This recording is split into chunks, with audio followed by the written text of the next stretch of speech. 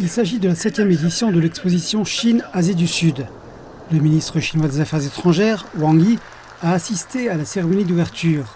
Lors de son discours d'ouverture, M. Wang a fait quelques propositions sur la manière de renforcer la coopération bilatérale dans tous les domaines.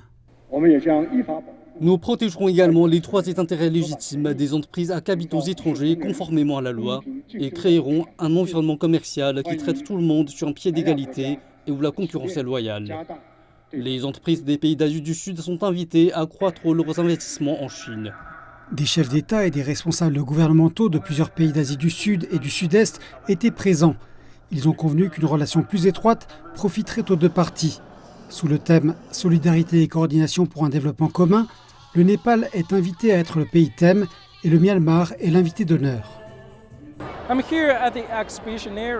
Je suis ici dans l'enceinte de l'exposition. Cette année, l'exposition a attiré des exposants d'une 60aine de pays.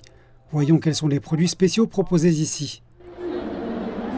Les données du ministère chinois du Commerce montrent qu'en 2013, lorsque la première exposition a eu lieu, le volume total des échanges commerciaux entre les deux parties était inférieur à 100 milliards de dollars. Mais en 2022, le commerce entre la Chine et l'Asie du Sud approchait les 200 milliards de dollars.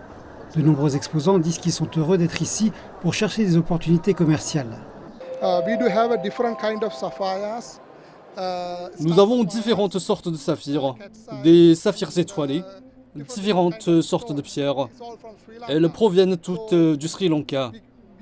Nous voulons également tisser de très bonnes relations d'amitié avec nos partenaires chinois.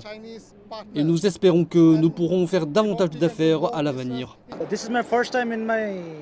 C'est la première fois que je viens dans cette ville de Kunming. Cette année, je suis uniquement venu ici pour observer le marché, ce qui se passe vraiment ici en Chine. J'ai apporté ce collier en papier, ces boucles d'oreilles en papier. Outre les produits exotiques, plus de 10 pavillons présentent des marchandises à la mode et les dernières technologies de divers domaines en provenance de Chine, couvrant les soins de santé, l'agriculture moderne et l'économie numérique, parmi d'autres secteurs.